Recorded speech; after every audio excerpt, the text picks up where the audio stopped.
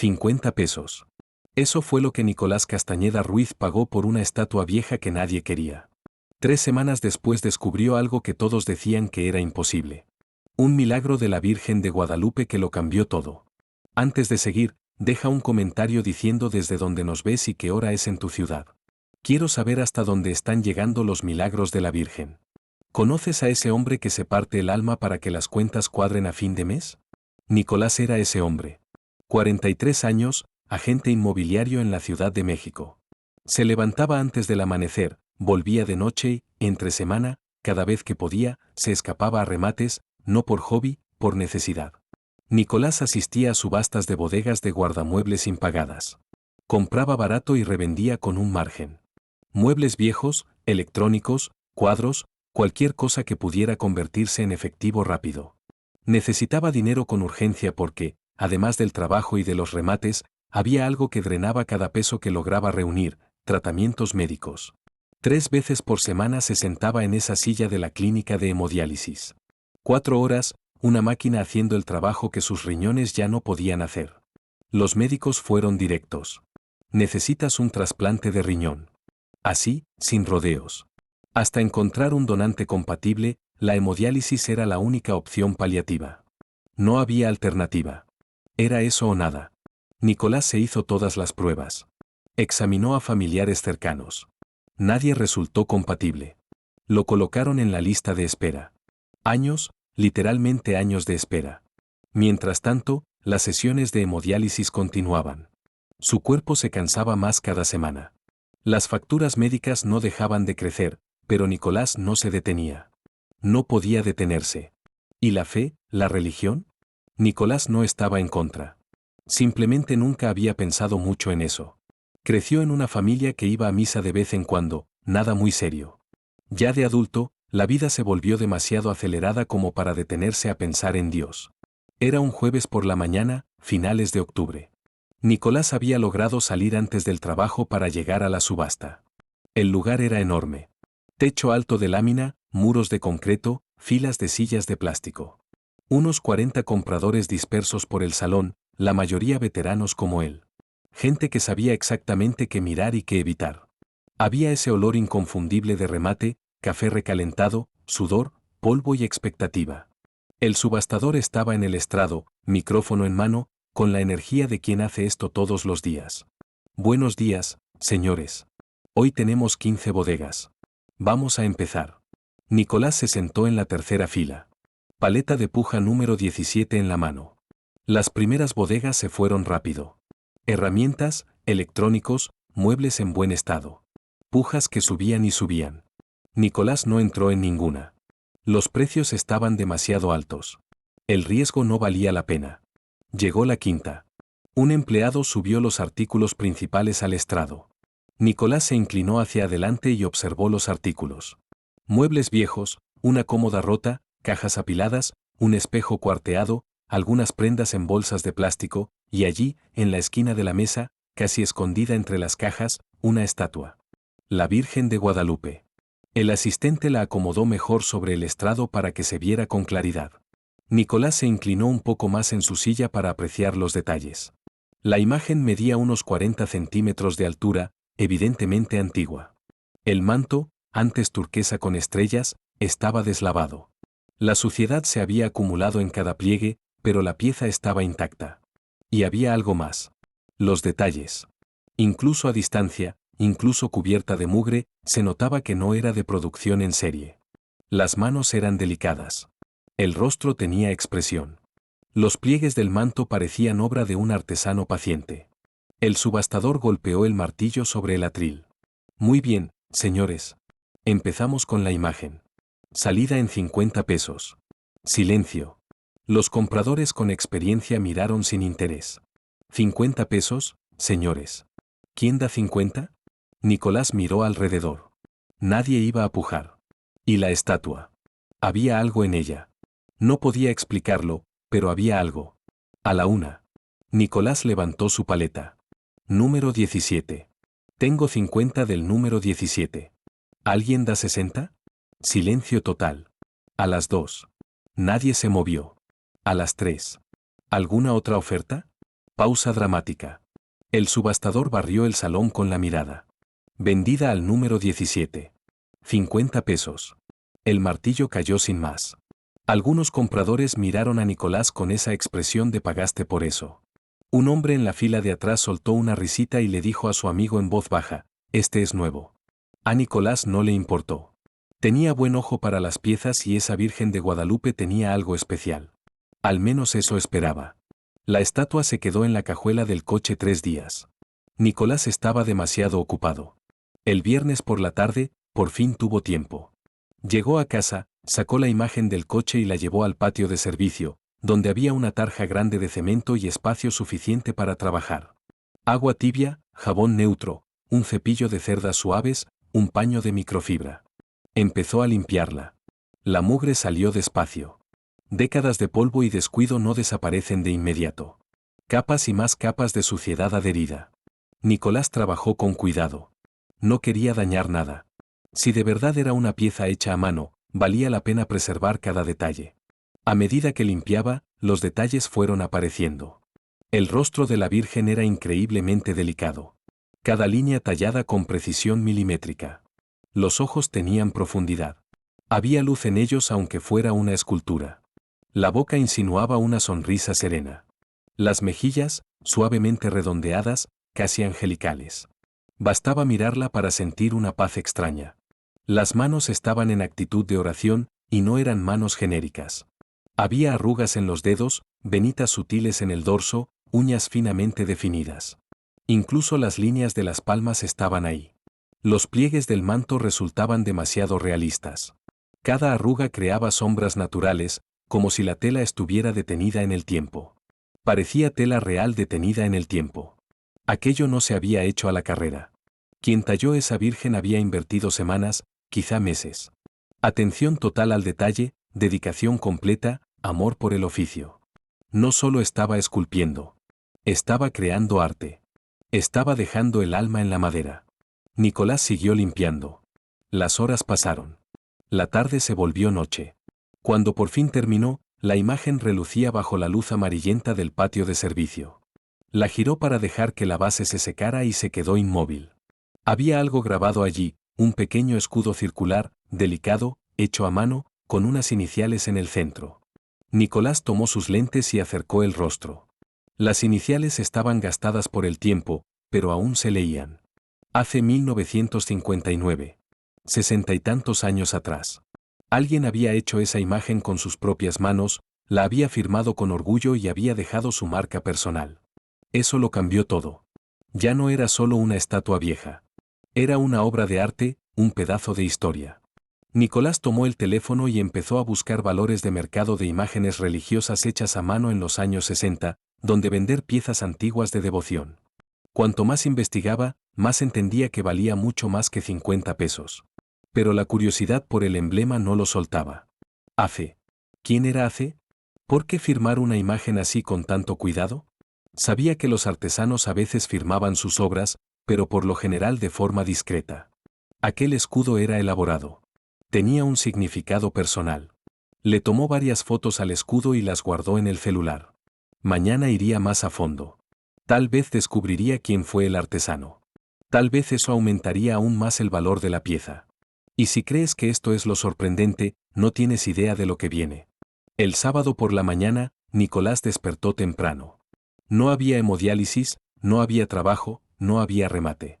Preparó café, se sentó frente a la computadora y comenzó a investigar de verdad. Escribió esculturas religiosas años 60 escudo AC, Artesanos Católicos México 1950-1965 firmas en imágenes antiguas, Virgen de Guadalupe talla madera hecha a mano. Pocos resultados, artículos vagos sobre arte sacro, nada específico. Probó variaciones, buscó en foros de coleccionistas, grupos de antigüedades, archivos históricos digitalizados de la ciudad. Horas mirando la pantalla. En la quinta página de Google lo encontró. Un PDF antiguo, mal maquetado, un catálogo digitalizado de una exposición de arte sacro de 1965. Hizo clic. Al abrirse, aparecieron 87 páginas. Pasó rápido por el índice. Esculturas, pinturas, varios artesanos. Página 23. Se detuvo. Aurelio Castañeda. Artesano y devoto. Afe. Nicolás se enderezó en la silla con el corazón acelerado. Había una foto en blanco y negro. Un hombre mayor, tal vez de poco más de 60, cabello completamente cano, una sonrisa apacible, manos grandes sosteniendo una imagen de la Virgen. El texto al pie decía: Aurelio Castañeda, nacido en 1899, conocido por sus esculturas sagradas por encargo para familias y capillas de la región. Devoto de la Virgen de Guadalupe desde su juventud. Devoto ferviente de la Virgen desde su juventud. Nicolás leyó esa línea una y otra vez. Aurelio Castañeda. Ese apellido. Castañeda. El corazón se le aceleró. Era el apellido de su padre, el de sus abuelos paternos, el que había escuchado desde niño en historias sueltas de familia. No podía ser. Tomó el teléfono con las manos temblorosas y llamó a su madre. ¿Bueno? Mamá, ¿recuerdas el nombre completo de tu abuelo? El papá de mi papá. Nicolás, ¿estás bien? Son casi las 10 de la noche. Mamá, por favor. Es importante. El nombre del bisabuelo. Hubo un silencio corto al otro lado, su madre pensando. Aurelio. Aurelio Castañeda. ¿Por qué? ¿Qué pasó? Nicolás cerró los ojos. ¿Él hacía imágenes religiosas? ¿Esculturas? Sí. ¿De dónde sacas eso? Te lo conté muchas veces cuando eras chico. Era artesano. Tallaba santos, la Virgen, trabajos preciosos. En casa teníamos varias piezas suyas cuando yo era niña. Nicolás miró la estatua en el patio de servicio. No pudo responder de inmediato. Hijo, creo que todavía tengo una de sus piezas aquí conmigo, una más pequeña. Guardé una después de que tus tíos repartieran las cosas. El bisabuelo. A ese hombre nunca lo conoció. A veces su madre hablaba de él. De niño, Nicolás pensaba que eran exageraciones, que la nostalgia embellece los recuerdos y vuelve extraordinarias las cosas comunes. Pero no era exageración. Estaba ahí, tangible. Esa imagen en su casa, comprada por 50 pesos, había sido hecha por las manos de su propio bisabuelo, por alguien que murió antes de que él naciera y que, de algún modo, ahora lo alcanzaba. Nicolás siguió investigando con fiebre. Necesitaba saber más. Descubrió que, al morir Aurelio, sus piezas se repartieron entre sus hijos. Varias quedaron en manos del hermano de su padre, el tío Marcos. Apenas lo recordaba. Lo había visto 3 o 4 veces en la vida, reuniones familiares escasas cuando era niño, cumpleaños a los que nadie quería ir pero iba por compromiso. Después se perdió todo contacto. Años sin llamarse, sin visitarse. Escribió el nombre completo del tío en el buscador. Marcos Castañeda. Revisó registros públicos, directorios, páginas de localización de personas. Aparecieron direcciones antiguas, datos desactualizados. Y entonces encontró lo que no quería encontrar. Un obituario publicado 6 meses atrás, en abril de ese año. Marcos Castañeda, 71 años, falleció el 15 de abril tras una breve enfermedad. El tío se había ido. Y Nicolás ni siquiera lo supo. No fue al funeral. No envió flores. Leyó el obituario completo. Demasiado breve, demasiado formal, sin detalles. Probablemente fue algo pequeño, poca gente, sencillo. Siguió cavando, ahora buscando el vínculo entre Marcos y la subasta. Encontró que Marcos había rentado una bodega de guardamuebles en 2019. Guardaba ahí pertenencias de la familia, muebles de sus padres, objetos heredados de su abuelo Aurelio. Luego perdió el empleo. Para cuando Marcos falleció en abril, la bodega ya llevaba 3 meses vencida.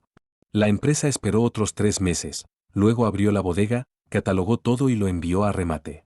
Las piezas encajaban a la perfección, y Nicolás, sin tener la menor idea, había recomprado un pedazo de su propia familia, perdido en el tiempo y ahora de regreso. ¿Crees en las coincidencias? Porque las probabilidades de algo así. Recuerda, te dije que Nicolás la compró por 50 pesos, una pieza por la que nadie quiso pujar. Quédate con eso, porque lo que está a punto de descubrir hará que te preguntes si algo en su vida fue realmente una coincidencia. Estadísticamente imposible. Nicolás se recargó en la silla y se quedó mirando el techo. Trató de racionalizarlo. ¿Coincidencia? Tenía que ser solo una coincidencia absurdamente improbable. Pero, en el fondo, una duda empezó a crecer. ¿Y si no era casualidad? ¿Y si era otra cosa? Esa noche, Nicolás no pudo dormir. Se quedó despierto hasta tarde, con la mente corriendo en círculos, intentando procesarlo todo. Se levantó, fue al patio de servicio. La imagen seguía allí, brillando bajo la luz amarillenta.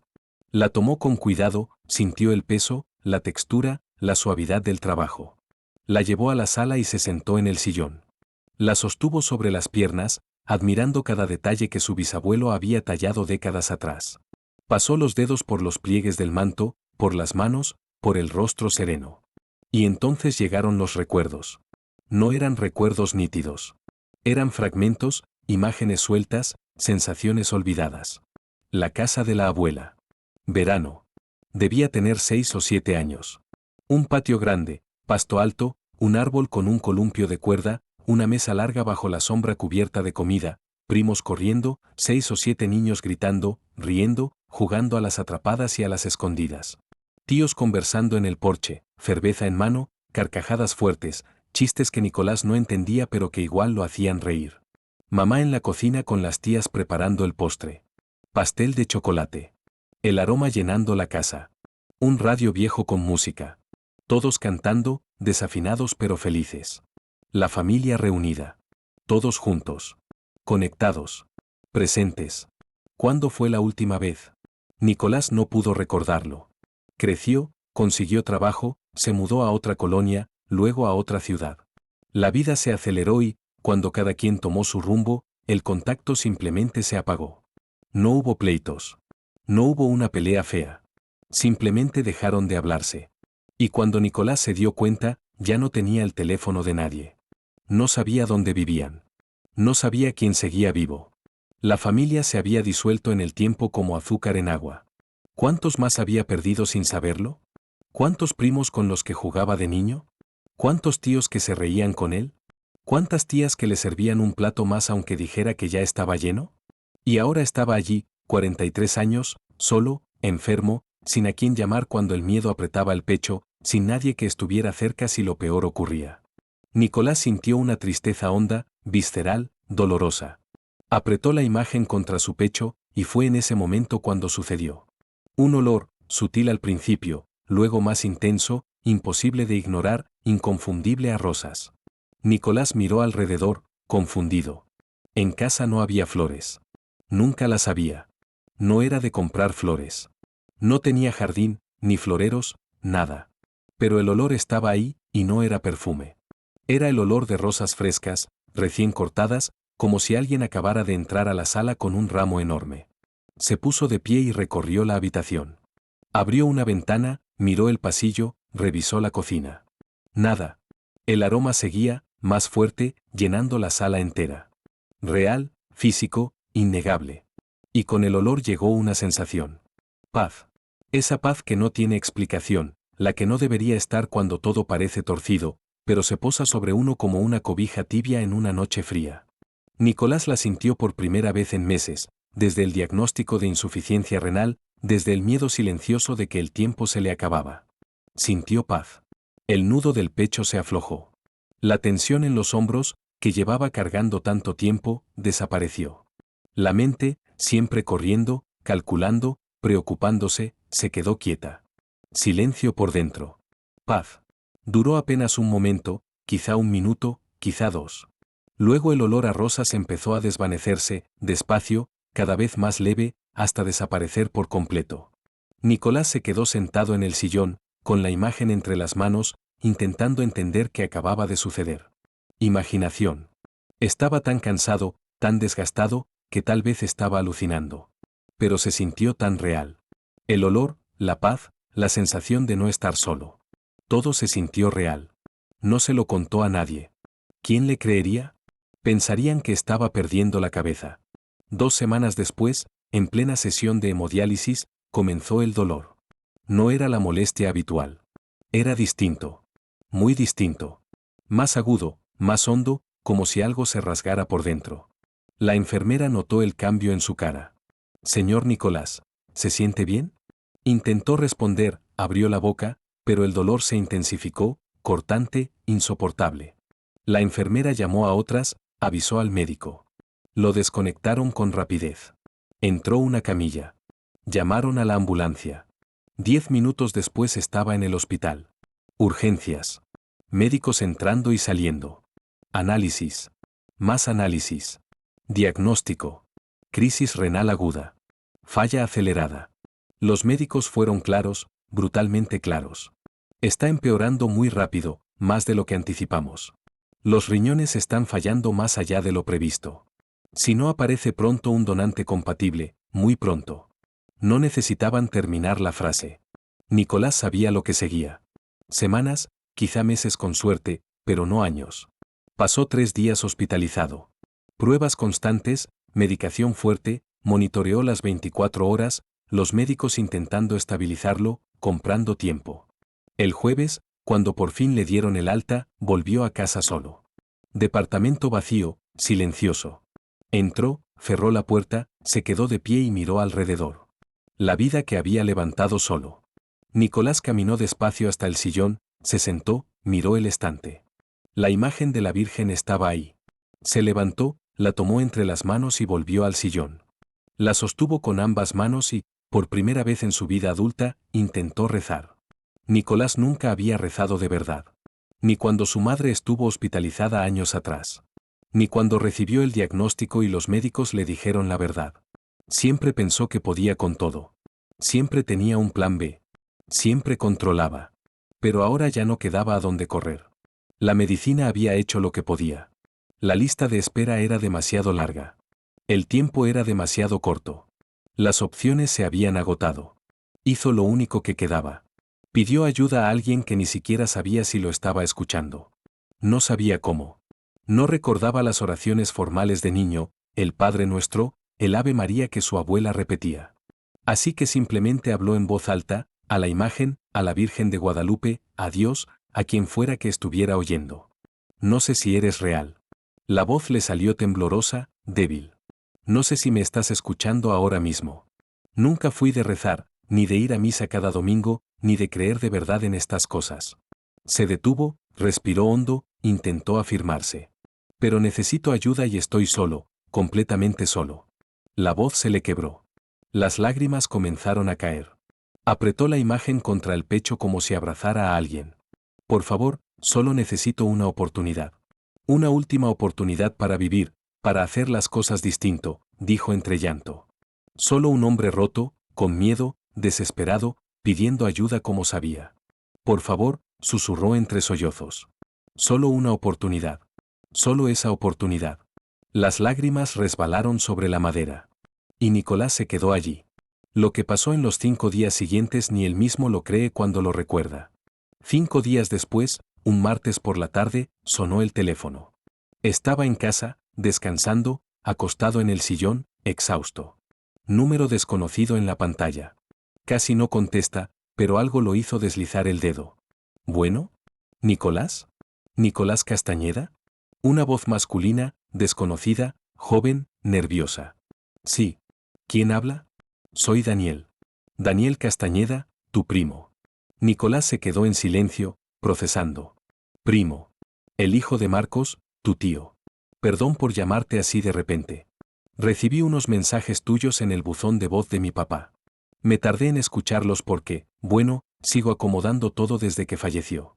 Ha sido difícil. La voz de Daniel venía cargada, entrecortada. Perdona que no respondí antes. Me tomó tiempo poder revisar sus cosas sin desmoronarme, ¿sabes? Pero hoy por fin escuché los mensajes.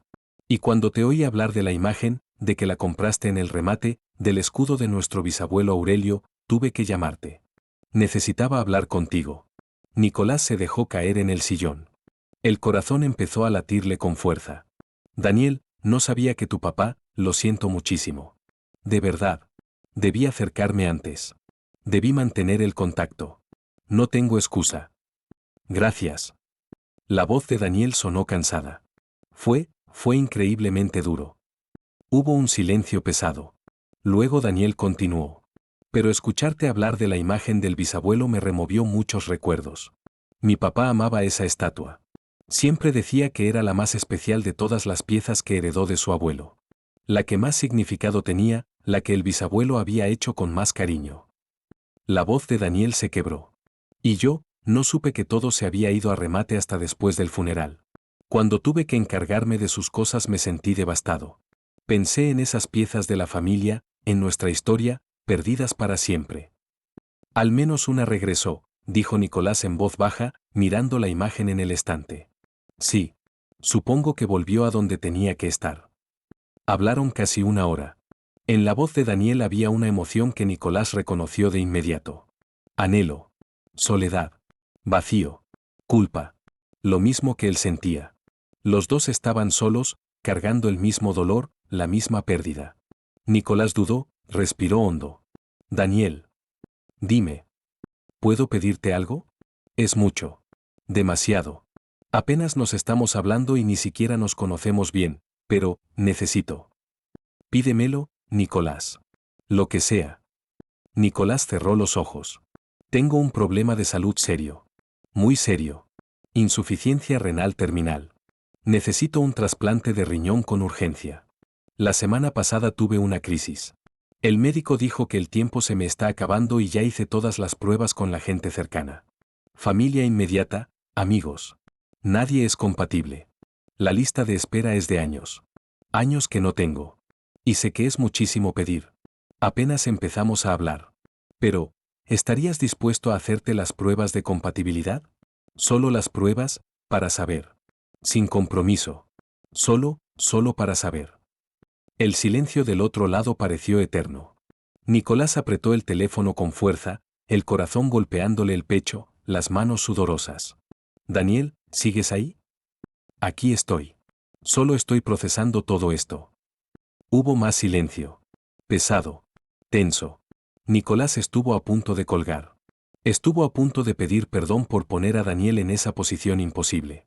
Entonces Daniel tomó aire y habló. Lo hago. ¿Qué? Me haré las pruebas de compatibilidad. Por supuesto que sí. Daniel, ¿estás seguro? Es una decisión grande. No tienes que hacerlo. Nicolás, mi papá se fue sin que yo pudiera hacer nada. Me quedé con tantas cosas sin resolver, con tantos lo debí hacer, lo debí decir. Y ahora ya no puedo. Pero si puedo ayudarte a ti, si puedo ayudar a la familia, hacer algo que de verdad importe en su memoria, por lo que él hubiera querido, la voz de Daniel se quebró por completo. Lo hago. Es lo correcto. Lo sé, dijo Nicolás, y no pudo hablar más. Las lágrimas le corrían. Gracias. Gracias, Daniel. Y mira, hay algo raro que necesito contarte, dijo Daniel. Esta mañana desperté con una frase metida en la cabeza. Llama a Nicolás. Llama hoy, ahora. No pude dejar de pensarlo. Era como una urgencia física, una necesidad. Como si alguien me gritara por dentro. Pensé que era una locura, que el estrés me estaba rebasando, pero no pude ignorarlo. Así que tomé el teléfono y llamé. Y ahora entiendo por qué. Nicolás miró la imagen de la Virgen sobre el estante, el rostro sereno. No creo que fuera locura, dijo en voz baja. Yo tampoco, respondió Daniel. 2 semanas y 3 días después llegaron los resultados. Nicolás abrió el sobre con las manos temblorosas. Leyó, volvió a leer, una tercera vez. Compatibilidad perfecta. Función del riñón del donante, excelente. Todo coincidiendo. Todo en orden. Todo perfectamente alineado. 1 hora después lo llamó su nefrólogo. Nicolás, necesito decirte algo. Hubo una pausa. La compatibilidad entre primos ya es poco común, dijo el médico eligiendo bien las palabras. Pero lo que tienes aquí. Silencio al otro lado de la línea. Lo que tienes aquí es otra cosa. Compatibilidad perfecta. Todos los marcadores OLA coinciden. Todos. En 20 años de trasplantes he visto algo así solo un par de veces, y aún así, nunca tan completo. El médico tomó aire. No tuviste suerte, Nicolás. Tuviste un milagro. Nicolás miró la imagen de la Virgen en la mesa de noche. Milagro no sonaba exagerado. Coincidencia no parecía la palabra correcta. No dijo nada. Solo agradeció al médico. Programaron la cirugía para una semana después. Tiempo para prepararse, para organizarse, para orar. Y Nicolás oró cada día como sabía, sosteniendo la imagen, hablando en voz baja, dando gracias. 4 meses después del trasplante, Nicolás estaba en la cocina preparando café un sábado por la mañana, solo, pero sin sentirse solo. Por primera vez en años, la cirugía había sido un éxito absoluto. Los médicos se declararon sorprendidos por la recuperación. Rápida, sin complicaciones, el nuevo riñón funcionando de maravilla, sin diálisis, sin máquinas.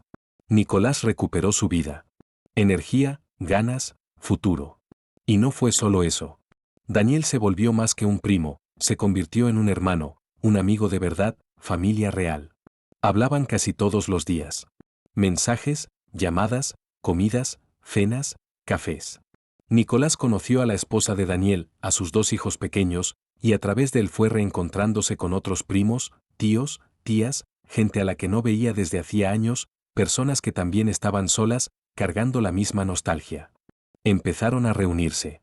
El mes pasado hubo una reunión familiar, la primera en años, 23 personas. En la casa de una tía a la que Nicolás apenas recordaba, pero que lo recibió con lágrimas en los ojos. La parrilla encendida en el patio, una mesa larga repleta de comida, niños corriendo, adolescentes con el teléfono en la mano pero también riendo, adultos conversando, mayores contando historias de antes. Risas, abrazos, anécdotas, fotos viejas pasando de mano en mano, recuerdos compartidos y recuerdos nuevos naciendo ahí mismo. Nicolás había llevado la imagen envuelta con un paño suave. Cuando la descubrió, el patio entero quedó en silencio.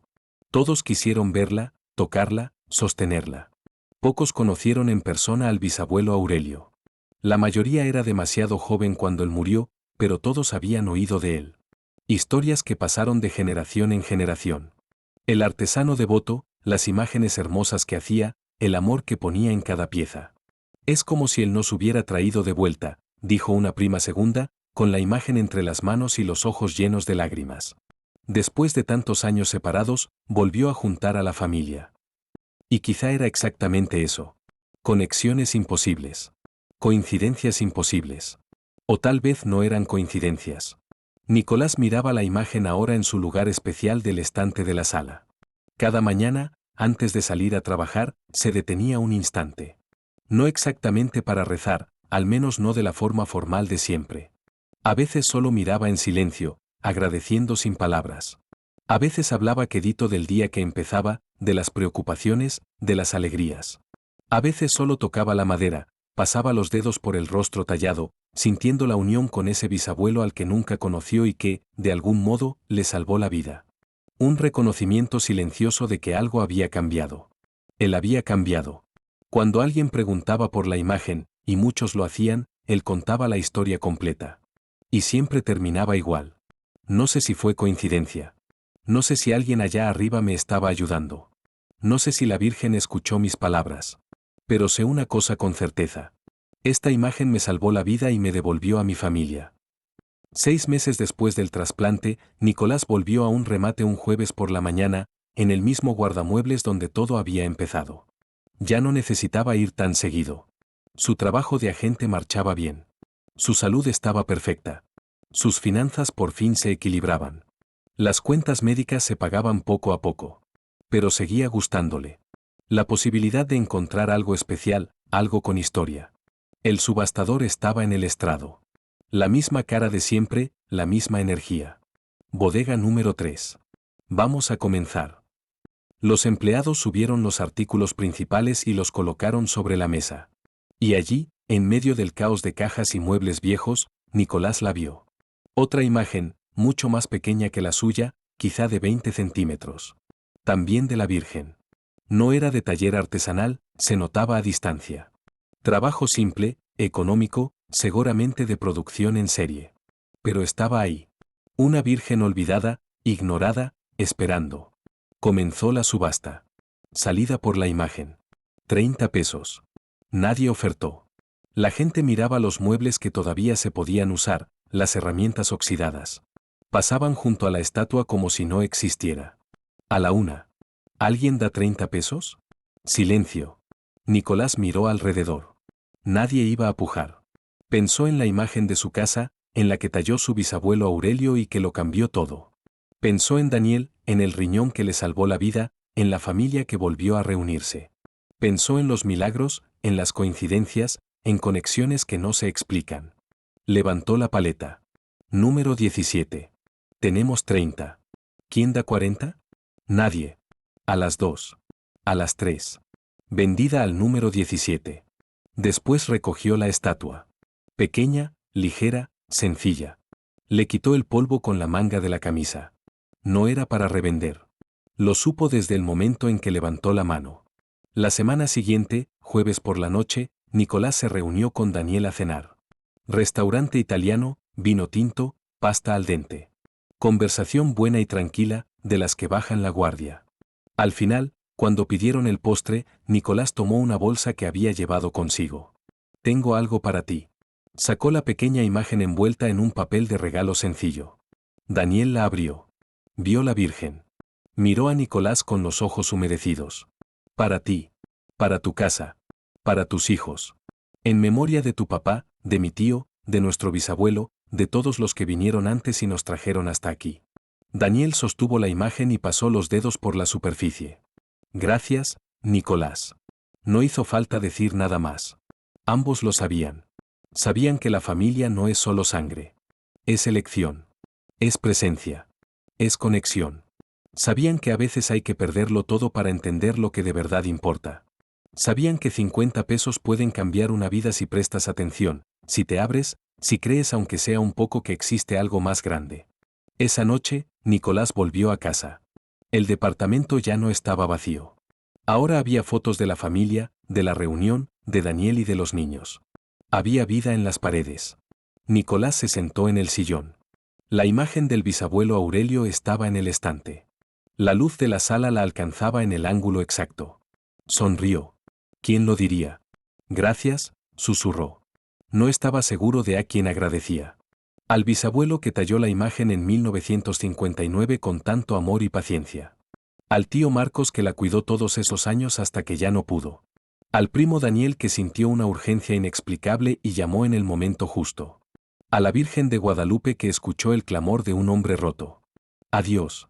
No lo sabía. Y quizá no necesitaba saberlo, porque lo que importaba, lo que realmente importaba, estaba allí mismo. Estaba vivo, sano, conectado, amado. Tenía familia otra vez. Tenía futuro otra vez. Tenía esperanza otra vez. Y supo con absoluta certeza una verdad simple y profunda. El valor de lo que de verdad importa no se mide en dinero.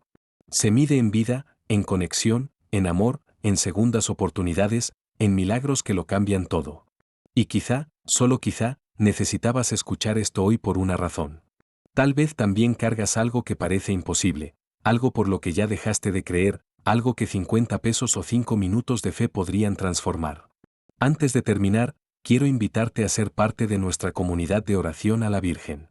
Un espacio de fe y esperanza donde personas de todo el mundo se unen para rezar y compartir las gracias recibidas.